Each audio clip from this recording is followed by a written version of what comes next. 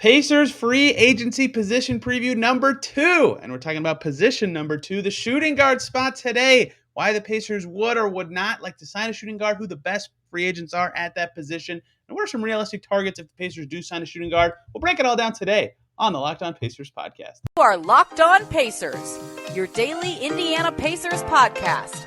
Part of the Locked On Podcast Network, your team every day.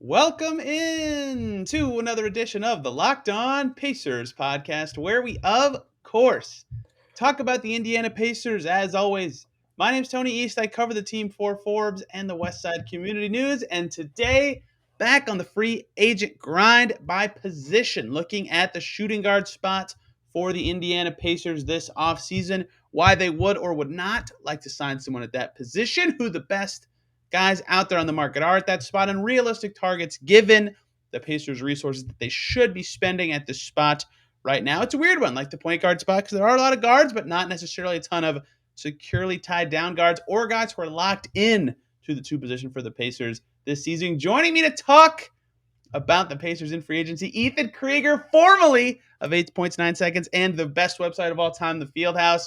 Ethan, are you more of a draft guy? Or are you more of a free agency guy? After the Pacers win 25 games, everybody's really into one or the other, but I don't feel like that many people are digging both right now. So this season, I definitely say I'm more of a draft guy. I mean, just with like the Pacers picking sixth, highest pick in forever, definitely focusing more on that this year and just kind of the last few years in general. Don't usually watch a lot of college ball, but like leading up to the draft, I'm finding myself just watching more and more breakdowns on players and stuff like that and kind of getting more invested in the actual draft process. So draft for me this year for sure. I've definitely enjoyed the draft part more this year than in past seasons, because usually I'm looking at guys who are going to get picked like 20th to 30th, and they kind of stink. Right. Yeah, I hate college basketball. So this year it's like, oh, these guys actually are kind of good and interesting. Yeah. But today's about free agency, and today we're doing the shooting guard position as we continue through. Point guard was on Wednesday, if you want to check that out. So how this works, again, is why the Pacers would sign a guy at that position, the best available guys, and the realistic targets will be how we break this down. So looking at the shooting guard spot right now, if you zoom in on next season for the Pacers, this is before the draft where they could, in theory, scoop someone else up. But like, I would project if no trades are made, Brogdon would start at the 2 next to Tyrese Halliburton if things stand as they are. Buddy Hield is still employed by the team. Chris Duarte can play the 2 and the 3. Dwayne Washington played the 2 a lot last year. There isn't a ton of need if you look at the roster very linearly at the 2 guard spot, but Buddy Hield played the 3 a lot last year. Dwayne Washington played the 1 a lot last year. Duarte, I would say, is more a 3 than a 2. Who knows what Brogdon's future holds with this team? So there's kind of two trains of thought here of they don't necessarily need a shooting guard, but it's very easy if the right player becomes available to scoot some resources around and say, hey, we have a big need, or we can fill big minutes at this spot. Right, for sure. I mean, it definitely seems like there's not a need for any sort of like starting shooting guard at this moment. You never know what's going to happen. I mean, my gut says that Brogdon might not be back next season just because he's in rumors constantly and stuff these days. Like, who really knows about Hield? He's like a guy that's always targeted by teams that are, trying to win championships right now. So there could be a spot open up, but to me, most likely this is just a bench shooting guard or like some added depth or something like that, most likely. Yeah, I tend to agree with you there. The trouble with Brogdon and Hield is like there's a really strong argument for both to be moved, but it also like if the Pacers go into the season and we're like, no, we want to be back in the playoffs next year. And last I checked, they have the same ownership and the same front office they've had for the last half decade. That's not an impossible thought to me. So while I do think it's plausible and even potentially likely that they move one of Brogdon or Hield, I don't know that it'll be both necessarily. Dwayne Washington seems like a nice piece to keep around, and if they traded Chris Duarte, I would be stunned, absolutely stunned, right? So it seems like 2 or 3 of those guys will be back for sure. And so if that is the case, I agree with you that they definitely don't need to invest starter level resources in this spot unless they're like, okay, we're moving Chris to the 3 because we want someone here. Right. But I talked about this with point guard a little bit too. Like Kiefer Sykes and Brad Wanamaker played like over 50 combined games. And so like Dwayne Washington, in theory, even of the 4 guys we've named, should be the 4th guy. But if he moves up to the second or third in that spot, they still need the emergency piece. Like Dwayne Washington played a ton last year. And they started the season with LeVert on the team. They had Buddy Hield after the trade deadline. Brogdon was playing 2 at times all season. Jeremy Lamb was on the team. And they still found times for Dwayne to play almost every game from basically December on. So, like, you still need the depth pieces there. So if they come into the season with all 4, I don't know if this is a position of priority unless they move positions around. But it's the same kind of deal where some of these back fringe guys, especially ones who can play multiple positions, become extra important. Yes, definitely. And I think just the next couple of months, we'll kind of learn a lot about what this team is actually doing in terms of their retool/rebuild, like what is actually going to look like if, Brogdon and Hield and they, re-sign Warren, Turner's still there. They're obviously trying to win next season still. So it's more of that retool. So yeah, I really just feel like we're looking at most likely depth pieces here.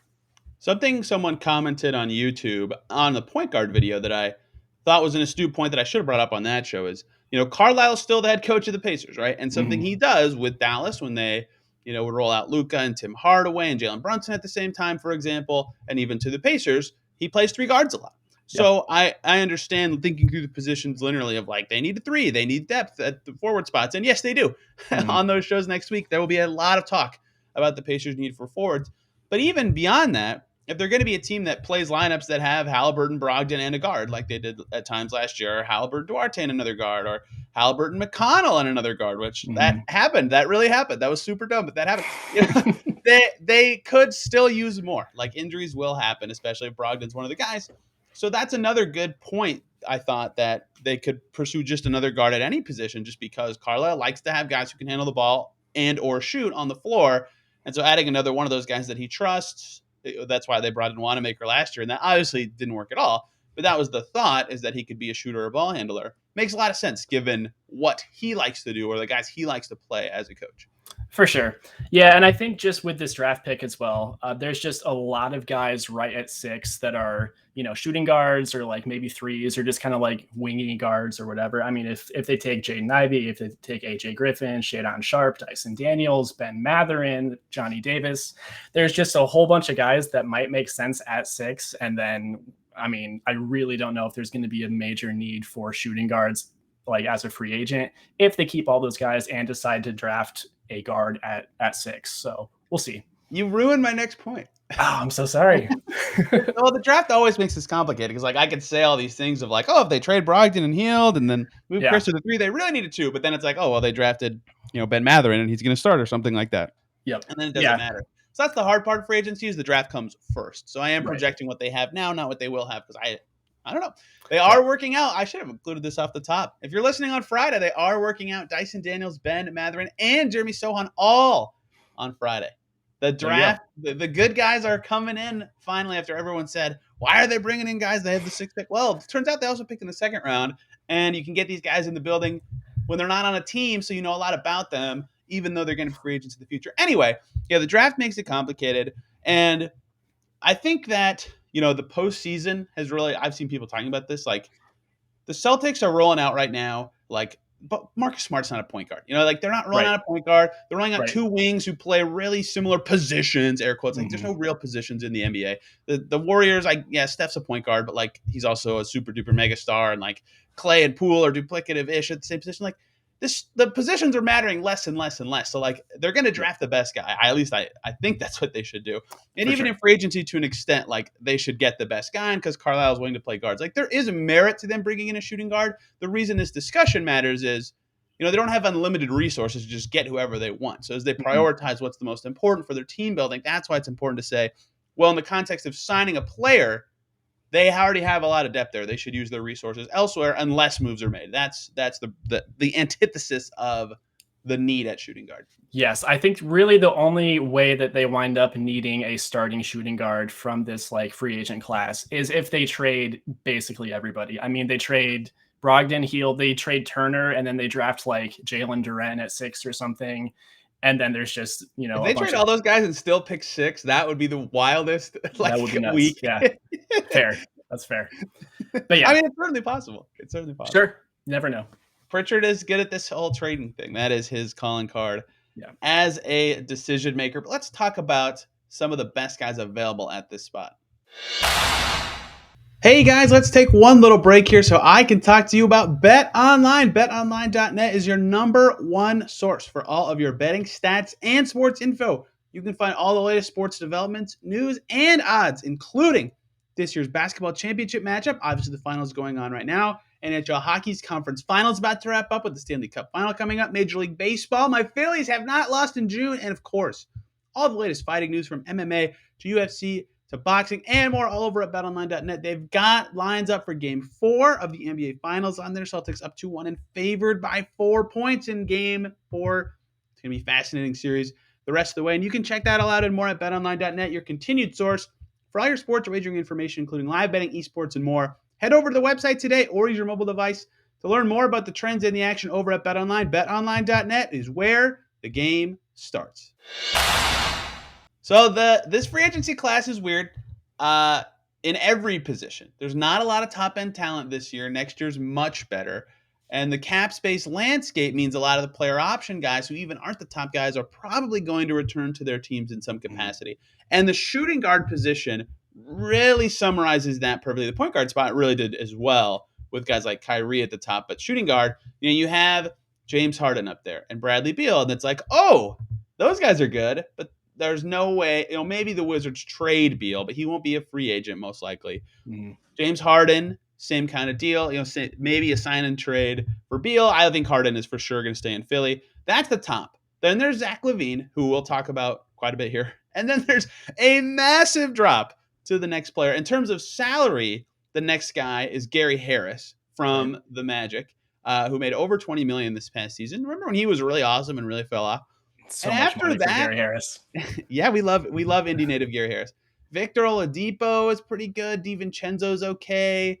There's a lot of guys that are good, but either won't necessarily be leaving their team or may not necessarily be available. So same with a lot of positions this year in a way that hasn't really seen the case in the past. The drop from the top to the second tier is really, really huge. Mm-hmm. Yeah, for sure.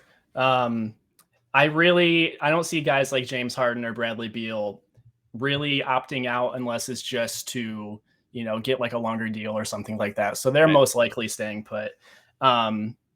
If by some miracle Bradley Beal opts out and wants to go somewhere else, I mean, obviously that would be sweet. I just really don't see it happening. Well, and the reason the player option guys too is like they can hang the Wizards. He could hang the Wizards over a barrel and say, "I'll only opt out if you sign and trade me to these 3 teams." Or and the Pacers probably and the Pacers will not be one of those 3 teams, right? So the player option guys, I mean, yeah, Beal and Harden would be the best player the Pacers have ever acquired, but that's not happening. In theory, I mean, if Beal wants to win right now, I don't think the Pacers become like a championship team with him and this roster. But Tyrese with Beal and Duarte and Hield and Warren, if he comes back, if they still had money for him, they probably wouldn't if they got Beal and Turner. That's not a bad team. No, but it's probably better than all as a Wizards fan. It's probably better than every Wizards team he's played on except for 16-17, I would say. Yeah. When they were 1 win from the conference finals. Injuries have really screwed how that team, and investing $1 bajillion on Otto Porter really screwed that team's chance of becoming much more than they could have been. So when I think about the best guys at this position, the guys that the Pacers, if they even heard this guy had interest in joining the Pacers, would say, "We don't care about the position. You're so good that we'll do what it takes." There's only one, right? It's Zach LaVine. And he is an unrestricted guy. He can sign wherever he wants. There's no trickery with the Bulls going on. It doesn't have to be a sign and trade. The Pacers can pretty easily get to, I mean, it would take some creative stuff like dumping Goga's deal or something, but it's not that hard for the Pacers to get to his max space. He is the one, and there's no murmur that he is interested in the Pacers, but he's the only top guy on this market that is so good that, if they were willing to come to your team, you would do what it takes to make it happen, to me at least. Yeah, and I'm not sure what the Bulls cap sheet really looks like right now, or if they'd feel comfortable maxing him. I'm assuming it might be going that direction. Yeah, if they actually want to keep him. But if the Pacers can match that, it's possible just because money talks. But he definitely seems like a guy that probably wants to win now. I mean, he's 27, so like he's in his prime right now, and he just wants to get paid. So my guess is he's probably not coming here either, but it would be awesome. I would even cut the probably. Yeah. The teams it seems like he'd be interested in, And I actually want to discuss this in the context of the Pacers' next summer free agency for a second too. But the list of teams you heard for LaVine, the Spurs, his connection to DeJounte Murray, the Blazers, because Damian Lillard is fantastic and they have space. Obviously, his team he was just on. The Bulls, they're good already. Right. But looking at, I'm going to talk about the Blazers for just a second because they were crap this year, but they have Dame on their team and he's a stud and he's gotten to the conference finals before. And Halliburton's not that dude yet, and I don't know if he ever will be. But the kind of allure of playing with a guy that good can get you a star even in a market like Portland's a bigger market than Indy, but it can get you that guy. Like if Halliburton takes a meaningful step forward this year, that will go a long way in potentially luring free agents in future seasons. And I think that's an important thing to bring up when you look at, Zach LaVine specifically, probably the best purely unrestricted free agent this offseason. The teams that he's been linked to, and it all makes sense given his background, what teams he's played for, things like that. It all makes sense, but it also made me think about the Pacers a little bit. And I think there's no way, I don't even think they should necessarily pursue him right now, given their team situation. But I do think it made sense to think about, okay, when the Pacers are better, when Halliburton gets better, how will that look for free agency? And LaVine was an interesting way to spark that discussion to me. Yeah, and I mean, if you hear that he's really just after money and the Pacers can max him and it's technically possible, then sure, go for it. But odds seem like it's 2% right now is what I'd put that at. I'm at a decimal there. Probably. Yeah, that's probably accurate. So the top guys discussion is kind of boring because LaVine's not coming, and then there's kind of nothing. The drop is really huge here, and that's what's like it's so funny to look at the Spotrac page because it sorts by last year's salary, and ex-Pacer Jeremy Lamb is fifth. It's the fifth highest salary of all the shooting guards entering free agency this summer. So I think if I had to make guys that if I had to make a top 5 list, because we're talking about the top guys here, we've already done Beal, Harden, and LaVine. I mean, I would say that Gary Harris is probably in this top 5. He had some down seasons, was not very good, but really figured it out this last year for the Magic. Finally got his shot back, which is huge. Because if he can be a 3-and-D wing again, all of a sudden that's a guy you can play at the 3 that's valuable on any team in any context. It makes him really valuable. I'd consider Oladipo in this discussion. I would also say Anthony Simons, but he's going to be a restricted guy, and that's not really something the Pacers can probably sniff. So I'd have to, for my 5th guy, I thought about Simons. I thought about Depot. I thought about Malik Monk from the Lakers. I would have said Lou Dort, but he's going to be back with the Thunder for sure as well. He is a team option. So that was kind of my dividing line for the 5th guy was between Depot, Simons, and Malik Monk. Did any of those guys pop out to you when looking at the top guys in this group? So that sounds about right for where my top 5 or 6 would be as well. I do like Simons quite a bit. He's still super young, and he shot the ball super well the last couple of seasons. So I think he's going to keep being awesome. So I'd probably put him 5th, maybe even 4th over Gary Harris. I mean, we'll see. Yeah, what he really turns into. I would probably do that too. I think you're right. Yeah.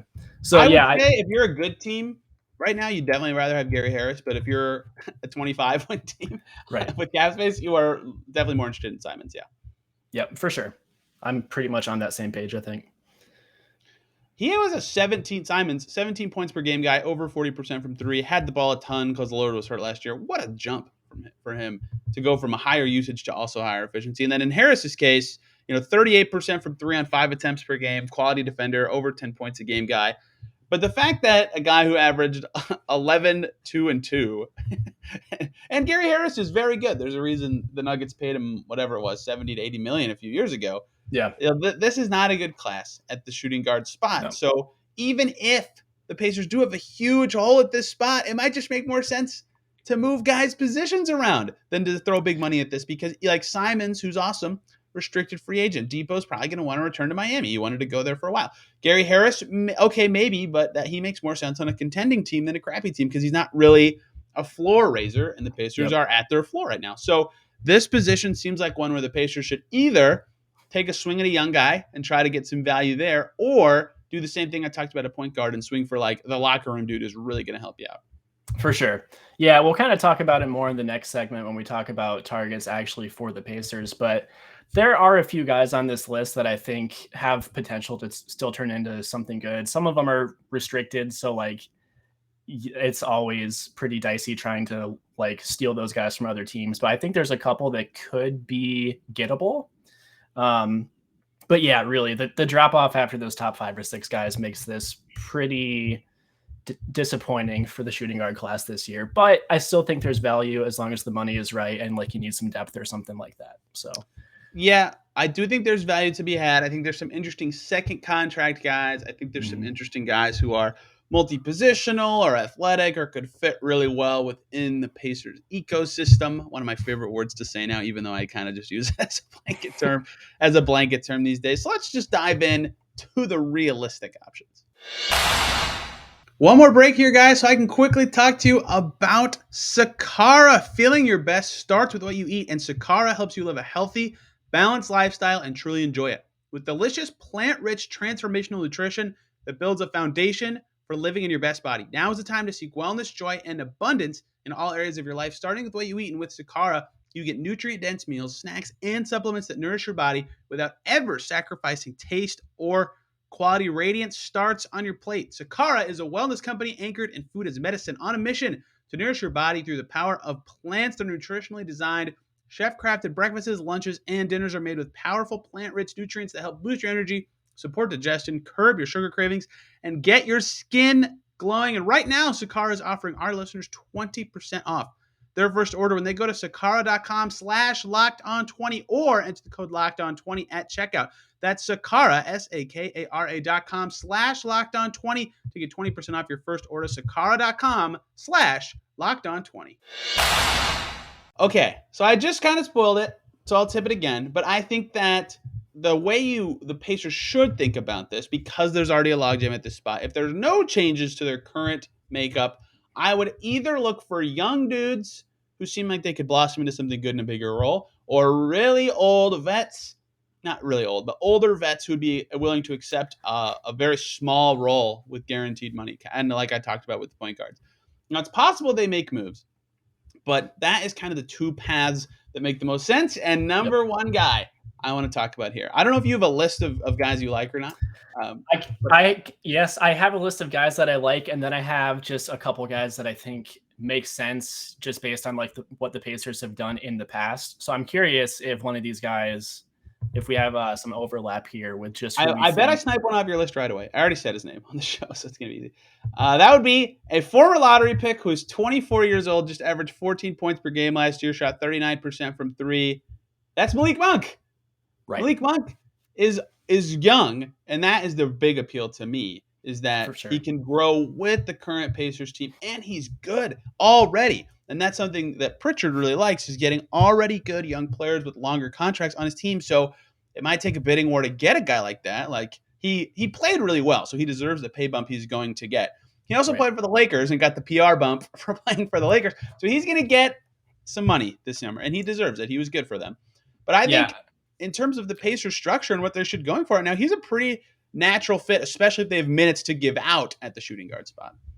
And I just don't think he returns to the Lakers either, just because I don't think they'll wind up having money for him. They're going to try to make some moves to get Brown some more help. So I think he will be out there. I do think he's going to get a huge raise for sure. I mean, he made, 1.7 last the minimum. Season, so. Minimum. Yeah. That is crazy. A lottery pick making the minimum.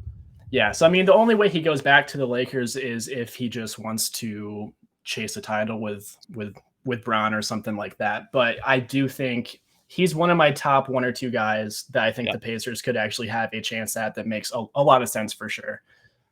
So the other one I want to do really quick before you kind of cut in to your list, and I think I've talked about this guy as a Pacers free agent target like 3 summers in a row. That's Wayne Ellington. Wayne Ellington, very boring to say. Another former Laker. Wayne Ellington does not require a lot of playing time. Only played in 43 games for the Lakers this past season, less than 20 minutes a game. A solid vet who's been on some good and some bad teams. Lots of playoff experience. 3 teams in the playoffs, but still. Played for Rick Carlisle before with the Mavs, and is a really good shooter. And that's with these skills, one of the wings that I kind of target as something the Pacers need is shooting. They got a little bit better with Hield and Halbert, but they still need more quite badly. And Wayne Ellington is very cheap and a great shooter. So even if he doesn't play that much, he would provide a skill they need. He's also old. So I think he'd be willing to accept not necessarily the biggest role. So two ends of the spectrum, but I'm poaching the Lakers if I'm the Pacers and looking for one of Monk or Ellington. And he's also a guy just with like the Pacers cap situation this summer. If they're kind of trying to hold off till next summer to like really spend money, he's someone that you can maybe throw like some extra money to, give him like a 1 year deal. That's right, Ethan. Now you're a little thinking. bit better than what he'd get from anyone else. Yeah. So he could be that vet that like really fits that mold, and the Pacers would have money to actually get him, like, as opposed to some other teams that might try for him. Give me some realistic targets you have on your list that you like. So the one that to me scares me, and I'm not even in favor of it, but it just seems like a Pacers move. Okay. Let's see if you can guess who it is. So a young player who was drafted high, who has not performed yet, but obviously got drafted high for reasons. You know, there was some potential there at one point, but to this point has not lived up to it. There's two guys that fit the mold you just described. Yep. So okay. I'm gonna guess, and you're talking about Jarrett Culver. I am talking about Jarrett Culver, who, by all accounts, has just been gross since he got drafted. He's been so bad, but he got drafted 6th. He's only 23. Oh, don't say 6th. People don't want to hear about a bad 6th pick. That's fair. But he kind of fits the mold of like some other guys that the Pacers have kind of gone for recently that just, you know, had potential and haven't lived up to it. So as I don't want the Pacers to sign him, but I think that I wouldn't be surprised if they gave him a very small, like, kind of tryout contract just to get some more depth and see if anything happens with him, if he kind of pops at all. So that is my scary option. If they have a role that opens up, that's a good idea to me for sure. Like the age thing is a big part of that. And second contract guys are a great way to get valued contracts on your team. The reason I say the role part's going to be important is, like, if you're Jarrett Culver, you want one of two things this summer as someone who has had a disastrous 3 years after being picked 6th. You want a lot of guaranteed money, and he probably can't get that, or a role to prove that you deserve it. And so if the Pacers don't have those things to offer, and I don't think they should overpay him, I think he's a good choice for them given their situation for sure. I just think they would have to come with a role. And I think for Monk, that's the case too. They would have to come and say, we have X number of minutes available at this spot because either some of these guys are traded or we're going to start Duarte at the 3 or whatever. But they would have to commit to something like that to be able to pull in a Culver or pull in a Monk. Or the guy I thought you also might be talking about was Josh Jackson. He was 4th. And he's a 2-guard per Spotrac. I think he can also be more of a 3. But same kind of deal where, like, you'd have to be able to say we have minutes for you because they've had some disastrous starts of their career. Although Jackson had some nice moments in prior stops.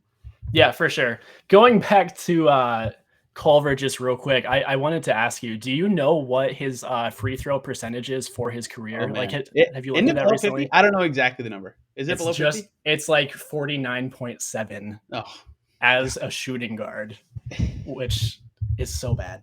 So gross. Yeah, horrible. Yeah. Which is weird. I wouldn't consider him a good shooter at Texas Tech, but wasn't he okay?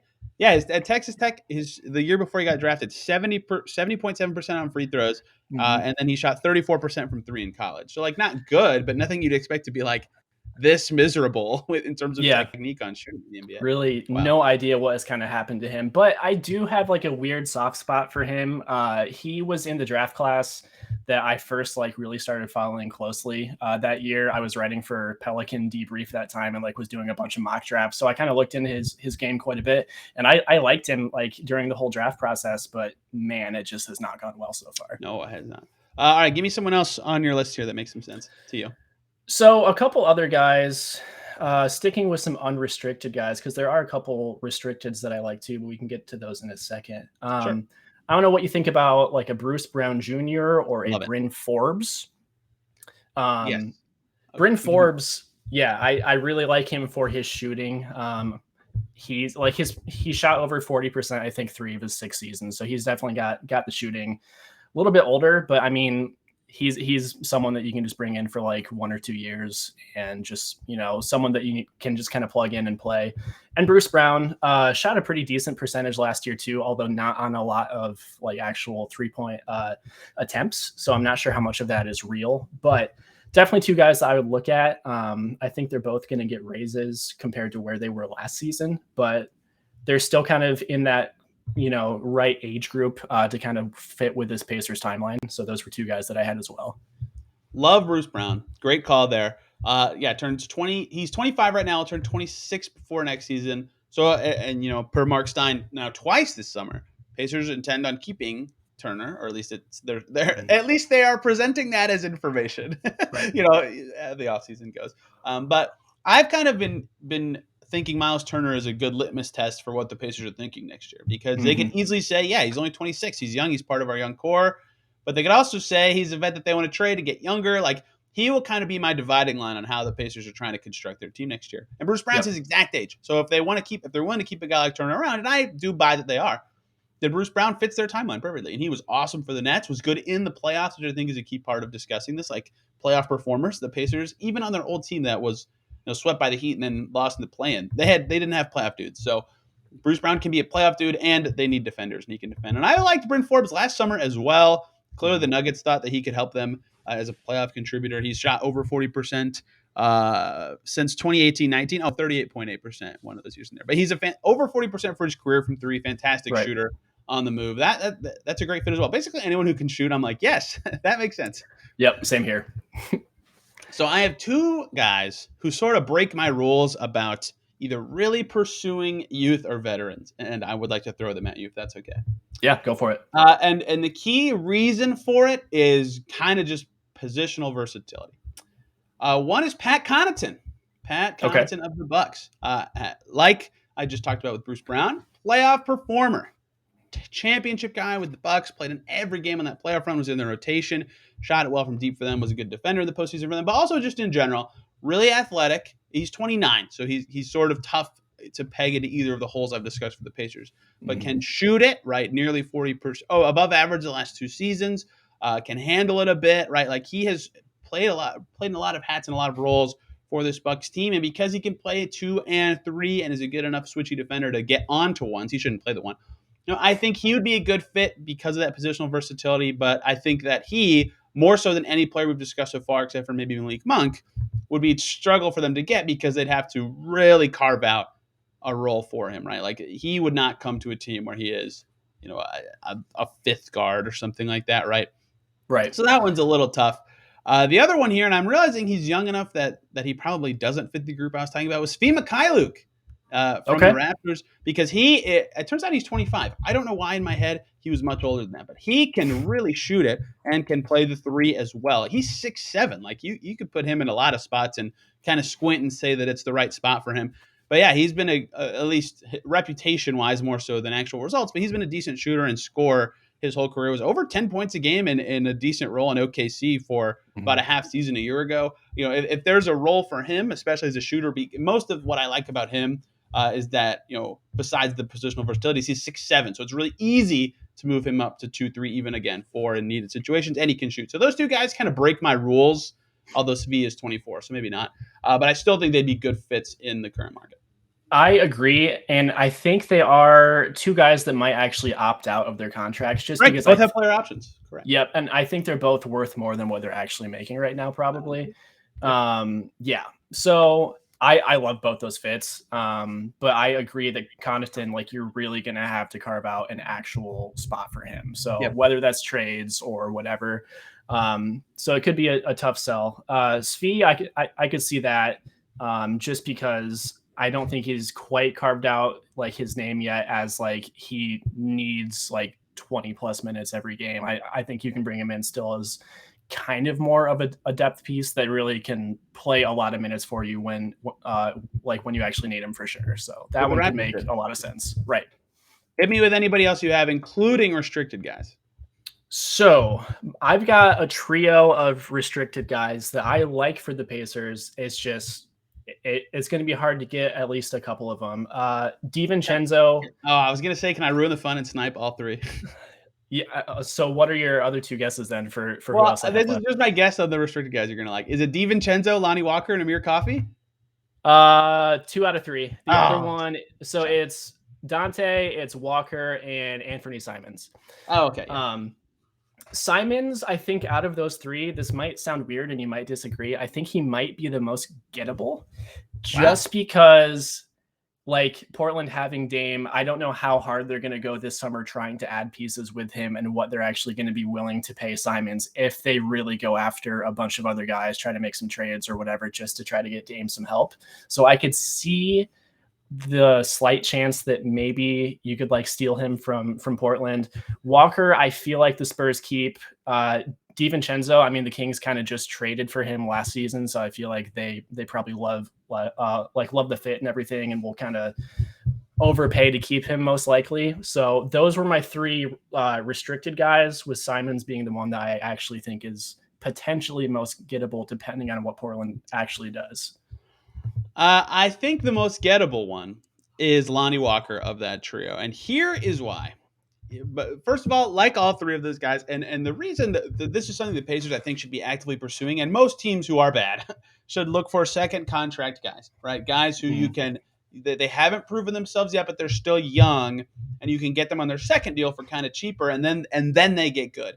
Besides rookie scale deals, that's kind of the best way to get really good cheaper labor, which allows you to build the rest of their team. The Warriors' entire dynasty was built on amazing second contracts, right?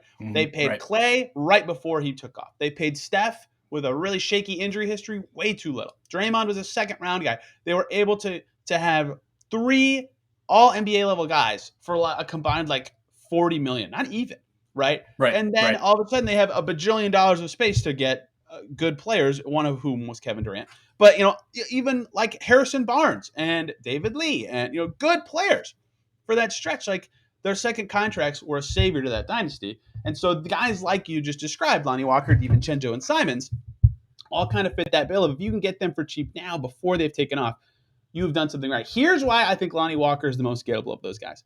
Let's talk about the Spurs for a moment. Now, who's on the Spurs? Devin Vassell and Keldon Johnson and DeJounte Murray and Trey Jones and Keita Bates-Diop and Josh Primo and Romeo Langford. Those are all young guards. And so that's not like Lonnie's better than a couple of those guys, definitely. They were playing him a lot last year. But like the Spurs already have a ton of dudes at that spot. It's not crazy to me that they would want someone it's not crazy. They'd be like, okay, you know what? We don't want to match that deal. We already have our guards and set for the future. Like we believe in the rest of these guys. Where they picked Primo last year. So yeah, they'd probably like to keep him, but that's why I think he's the most gettable of that career. I agree with DiVincenzo. The Kings just traded for him. He played a lot of minutes for them, even though they wouldn't start him. But I think that Simons would be like a home run for the Pacers free agency. But Lonnie Walker seems pretty gettable and a good second contract fit to me. That's a good call. I haven't typed him on my list of top targets this summer, but I might add him just because he could be a good kind of steal. He was a former, what was he, 18th pick, 17th pick from the Spurs? And something like that. He's never really popped, but like 12 points per game last year. He's an all right player.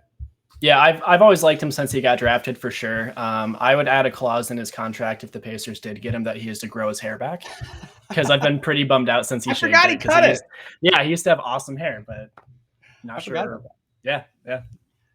A couple more shouts. I've taken you over your time, Ethan. I apologize from me. Good. None of these guys I think are like you need to get them if you're the Pacers, but they're good vets. And you need these if you're the Pacers. Tony Snell has kind of just crawled around from team to team for the last 6 years without missing a free throw, and no team has offered him a guaranteed role, and he always ends up playing like 50 quality games. And he can shoot. I think he'd fit what Carlisle likes, even though he would barely ever have to play. Wesley Matthews, if he was willing to take a role that is not playing, that would be a good fit. They've already had him in the ecosystem of the Pacers before, and he fit quite well. And Amir Coffey is a restricted guy I mentioned earlier. He's not going to leave the Clippers, but if he did, he was quite good for them at times last year. And we did it. We didn't say Victor Oladipo until 36 minutes into the show. He is not coming back to Indiana. No. Done. Tony Snell, how is he only 30 years old, by the way? For some reason, for some reason, I always think he's like pushing 40, but he's really not like that old. I don't understand. Yeah. But yeah, those are all good fits too. Snell has that legendary 0-0-0-0 game that always gets memed, so it'd be kind of funny to get a meme player like him. But yeah, no, I like all three of those guys. I think they make some sense, and they should all be pretty cheap. And if Snell does become a guy the Pacers acquire, then the lore can continue. That the last time he missed a free throw was like March of 2019, I think, or something crazy like that. he shoots like 10 a season, but he makes all of them. So it's a fascinating thing every time he goes to the free throw line if he's going to make it or not. So ultimately, this, like, Dwayne Washington's technically a free agent, already just showing him. Ultimately, I think that some of the really older vets or the younger guys are the ones that Pacers will pursue here. So this is a position with a lot of like depth pieces, but no one that makes perfect sense for the Pacers unless they move off of one of the guys that they currently have. And that's why it's going to be fascinating to see what happens in free agency. For example, if you see that they signed Malik Monk, I would expect that to mean that they're going to make a deal in the coming days or hours or something, just because free agency is so fast. Agreed. Yep, for sure. I have nothing else today, Ethan, unless you do. No, I think we kind of covered everybody that I was going to mention, so I feel pretty good. Yes. I'm glad we nailed the lists. Next Monday, we'll jump right into small forwards. No delaying. Plus, I'm running out of time because I got to cover the draft very heavily when that week comes, and I only have like 6 more shows to do that. So I'll jump on small forwards as soon as next Monday. 2 draft prospects next week, Tari Eason and Jeremy Sochan from Baylor. Those will be fun. And, of course, finishing up by talking about second rounders next week. I haven't talked about any second rounders I like, so you won't want to miss that. Thank you all for listening today. Everybody have a great weekend, and we will see you tomorrow.